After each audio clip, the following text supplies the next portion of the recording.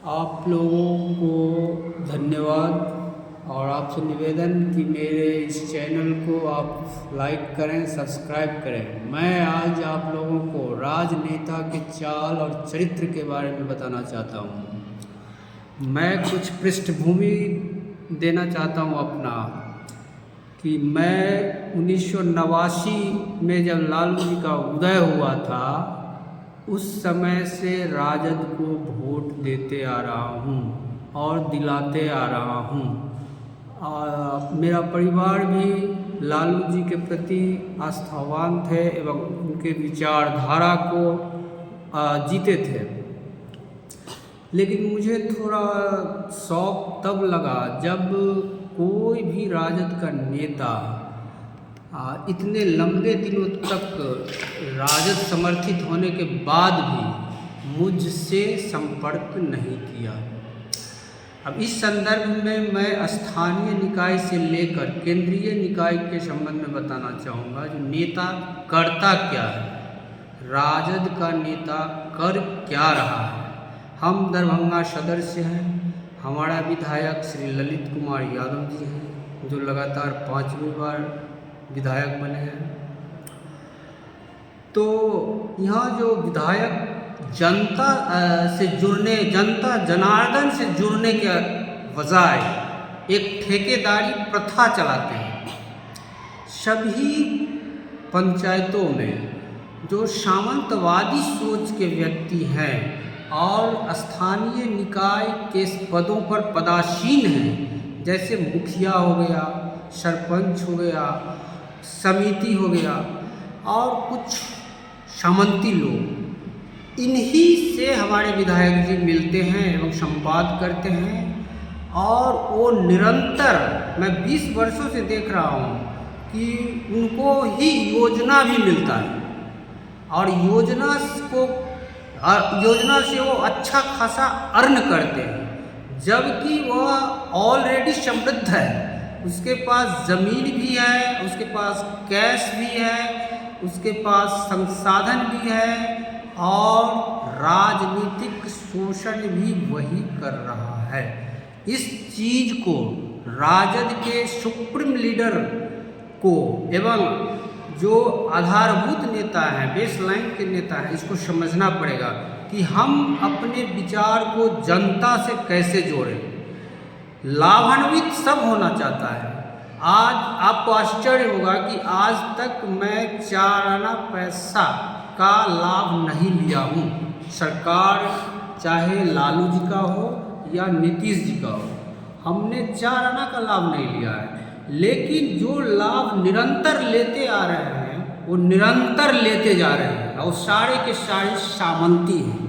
तो जो राजनेता है और सामंती, इनका गठजोड़ चल रहा है और वे ठेकेदार इनको आश्वस्त करते हैं कि मैं आपको वोट दिलाऊं, मैं आपको वोट दिलाऊंगा, और उसी पे वो काम करते हैं। आम जनता से जुड़ने के बजाय ठेकेदारी प्रथा को प्रोत्साहित करना आज के लिए खतरा है, क्योंकि आरएसएस और बीजेपी घर घर पहुंच चुका है और घर घर अपने बातों को और योजना को बताने का काम कर रहा है। लेकिन हमारे जो इधर विपक्ष के जितने विधायक हैं वो ये काम नहीं कर रहे हैं, वो ठेकेदारी प्रथा को प्रोत्साहित कर रहे हैं।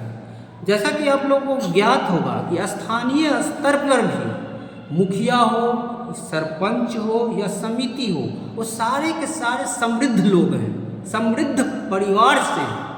आम आदमी तो चुनाव जीतने लायक रह ही नहीं गया। मुखिया तक के चुनाव में 10-10 लाख रुपए खर्च होते हैं और उसके उपरांत जब वो जीतते हैं तो उसके बाद वो कितना अर्न करते हैं वो तो आप समझ सकते हैं।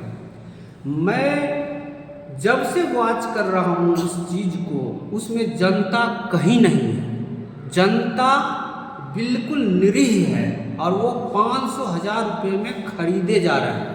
मैं जनता को भी चेतावनी देना चाहूँगा कि जनता इससे बचें और इस प्रथा का मुखर होकर के विरोध करें। नेता से कहें कि वो जनसंवाद करें, वो आम सभा बुलाएं और आम सभा को संबोधित करें और अपने विचारों से अवगत कराएं। दूसरी बात, मैं एक टास्क देना चाहता हूं राजनेता को। जैसे तेजस्वी यादव के पास 110 विधायक है गठबंधन में, सभी विधायक क्या अपने जीवन काल में एलीट क्लास को पैदा किया? क्या उन्होंने 5 जज गरीब के बच्चों को बनाया? 5 IAS IPS गरीब के बच्चों को बनाया? क्या उन्होंने 5 पत्रकार पैदा किया हर साल या अपने 5 साल के कार्यकाल में? उन्होंने नहीं किया। उन्होंने किया क्या?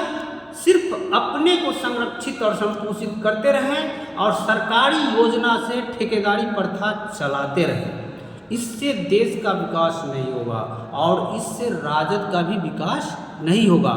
तेजस्वी यादव जी को इसको समझना पड़ेगा कि यदि हमें मनुवाद और ब्राह्मणवाद को जीतना है तो इसके लिए हमें एलीट क्लास चाहिए और एलीट क्लास में अच्छे जज, अच्छे वकील, अच्छे पत्रकार और अच्छे नौकरशाही चाहिए।